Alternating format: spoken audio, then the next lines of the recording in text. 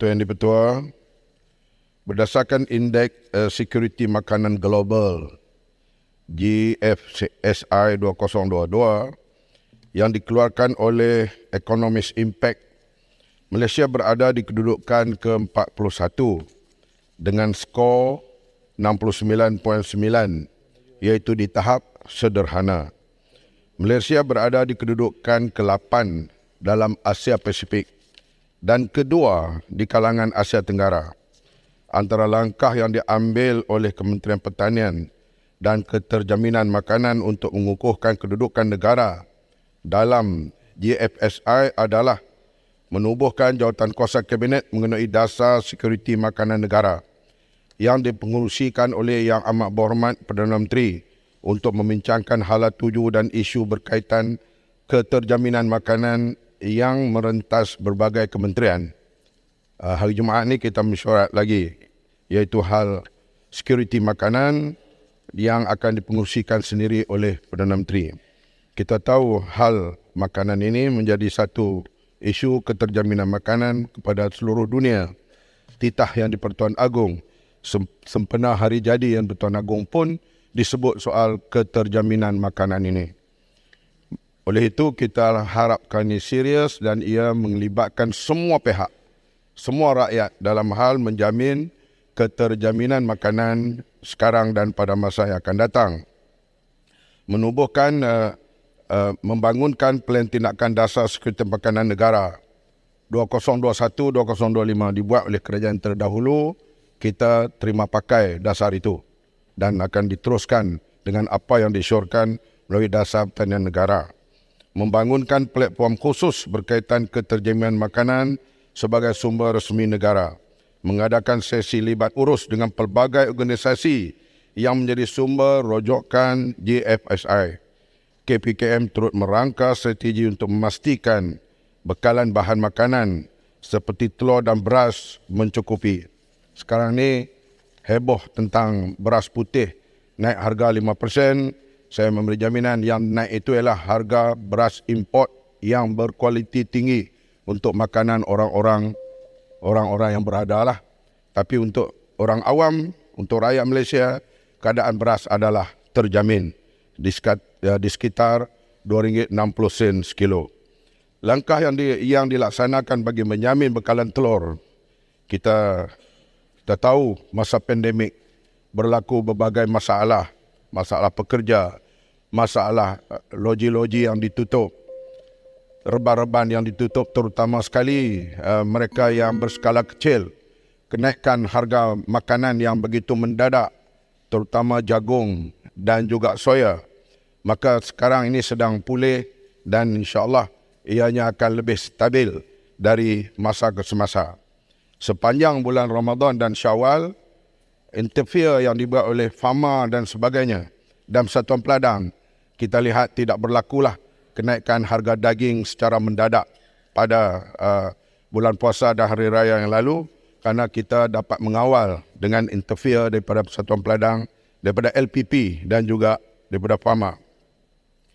Kita juga sekarang ini mengedar kalau ada kekurangan setempat, maka Fama akan bertindak untuk cuba menyelesaikan tempat berlaku kekurangan itu. Seperti satu ketika dulu berlaku kekurangan di Terengganu, maka kita bertindak dengan segera, iaitu telur yang agak berlebihan di Melaka, Fama menghantarnya ke Terengganu. Begitulah kita juga dalam usaha untuk mencukupkan beras. Sekurang-kurang kita capai SSL. Berbagai usaha sedang dibuat sekarang ini. Di antaranya melaksanakan program Smart Sawah berskala besar. Memang sekarang ini pesawah kebanyakannya dijalankan oleh orang-orang yang berumur. Dengan konsep berskala besar, dengan teknologi baru, anak-anak muda mula terlibat secara aktif. Misalnya di Kedah, kita lihat pemandu-pemandu drone, semuanya anak-anak muda dan berkelulusan universiti. Mereka terlibat secara aktif sekarang ini dalam pertanian dan sedang kita galakkan lagi dengan berbagai insentif yang kita cuba berikan. Perluaskan Smart SBB menerusi model mini Skincan saya melihat keadaan di Sekinchan, mereka dapat yield sampai 10 tan untuk 1 hektar. Kadang-kadang sampai 12 tan. Rendah pun 7 tan. Sedangkan di Mada dan Kada masih berada di sekitar 5 tan. Oleh itu, saya dan pegawai-pegawai semua kita menggerakkan alas Sekinchan ini ke tempat-tempat lain. Salah satunya kita bawa ke Perlis baru-baru ini. 170 hektar lebih kurang tanam padi ala Sekinchan dan sekarang sudah berumur sebulan. Bila hasilnya nanti bulan 9, saya sendiri akan turun untuk melihat tuai padi itu, apakah ia capai melebihi 7 tan di kawasan itu. Kalau ianya capai lebih dari 7 tan, artinya ala Sekinchan ini akan kita kembangkan ke seluruh negara supaya ianya dapat mencukupi beras pada masa yang akan datang. Saya yakin dan saya yakinnya Malaysia boleh untuk mencukupkan beras SSL-nya kalau kita tumpu dan usaha dengan cara-cara moden, cara-cara baru dan juga kerjasama penanam padi yang kita lihat sekarang sedang meningkat. Dan juga stok beras juga alhamdulillah mencukupi. Walaupun dalam keadaan pandemik misalnya, soal beras tidak berlaku kekurangan di Malaysia ini. Walaupun kadang-kadang adalah kurang di sana di sini, tetapi Bernas dan kerajaan dan semuanya dapat padu tenaga menyebabkan dalam suasana sukar keadaan beras mencukupi. Dan sekarang juga begitulah juga insya-Allah peranan yang dimainkan mencukupkan bekalan beras di Malaysia ini. Kalau kenaikan yang berlaku harga beras putih itu adalah harga yang beras berkualiti tinggi yang selalunya harganya itu tidak dikawal. Dia bergantung kepada pasaran. Itu yang berbanyakkan beras-beras import. Terima kasih. Soalan tambahan yang berhormat, sandakan. Terima Menteri atas jawapan yang sangat terperinci. Soalan tambahan saya adalah mengenai subsidi diesel untuk kapal nelayan di Sabah. Jadi apa yang kami tahu adalah kadar jumlah subsidi diesel untuk kapal nelayan di Sabah telah dikurangkan dari segi jumlah tannya dan menyebabkan kos operasi industri perikanan lebih tinggi. Ianya seterusnya akan membawa kepada kenaikan harga produk makanan laut. Jadi apakah langkah yang akan diambil oleh kementerian untuk menangani masalah ini bagi memastikan harga makanan terkawal di Sabah, terutamanya makanan laut lah? Kita sedang menangani perkara ini dan hal diesel dan sebagainya itu di bawah kementerian lain. Begitu juga soalan tentang bekalan gula. Gula juga di bawah KPDN. Jadi walau bagaimanapun saya ada juga maklumat diberi bekalan gula insya-Allah mencukupi untuk pada masa sekarang dan pada masa yang akan datang. Soal kedudukan diesel ini kita pantau dari masa ke semasa. Juga nelayan akan memainkan peranan bersama dengan kerajaan, bersama dengan Jabatan Perikanan untuk kita memastikan ianya tambah pula di kawasan perairan Sabah kalau ada kebocoran di sudut bekalan minyak itu kepada nelayan-nelayan lain yang bukan di Bandaraya Malaysia.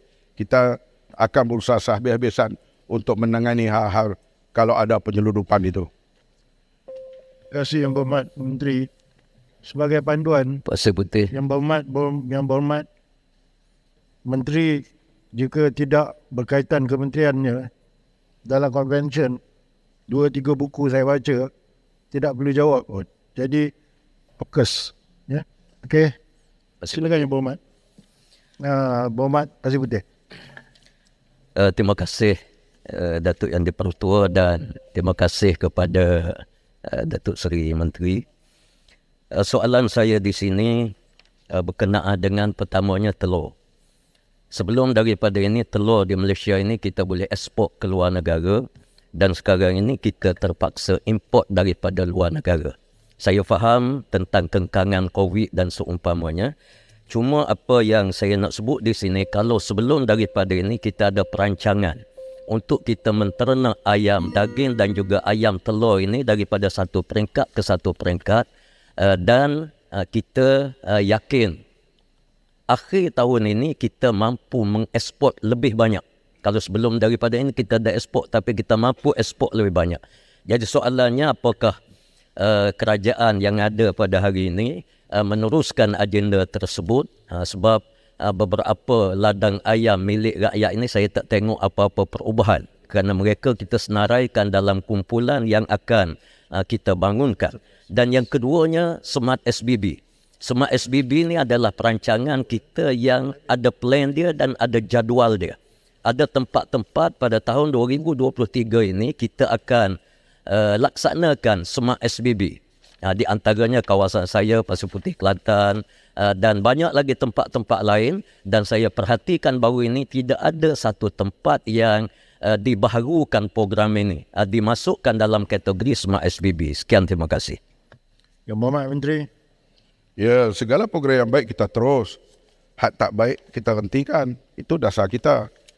Jadi SPB ini sekarang termula di Perlis. Misalnya yang Alas Kincan ini. Kemudian dia dibuat di Rompin. Kemudian kita cuba juga di seberang Perak. Semua tempat-tempat ini, tempat yang sama sekali yang kita kena lihat. Sebarang bentuk kita nak buat berskala besar, mesti dengan persetujuan tuan-tuan tanah itu dulu. Tuan-tuan tanah ni dan nak melihat hasilnya dulu, Pasir Putih. Misalnya kalau dia lihat kita buat Alas Kincan, hasil bulan 9 nanti menggalakkan. Mereka sekarang pun dah bertanya-tanya untuk datang join program-program seperti itu. Artinya kita tak boleh kata Smart SBB kita nak buka di Pasir Putih tanpa persetujuan petani-petani di situ. Tapi saya yakin Semua dah setuju, ya Mohd. daerah itu di antara yang Dah setuju pun. kalau dah setuju, Dah lama. kita akan buat di situ. Begitu juga di Bacok dan di beberapa tempat yang lain. Ini yang kita sedang merangka dan kita akan percepatkan. Sebab saya tiap-tiap kali saya bercakap soal supaya kita capai SSL ini. Boleh insya-Allah kalau kita semua berganding bahu. Begitu juga hal ternakan. Kalau saya pergi melawat, ni minggu ni nak pergi Bacok. Dia antara nak tengok lembu sado di sana. Saya tak kira dia orang PAH ke, UMNO ke apa ke.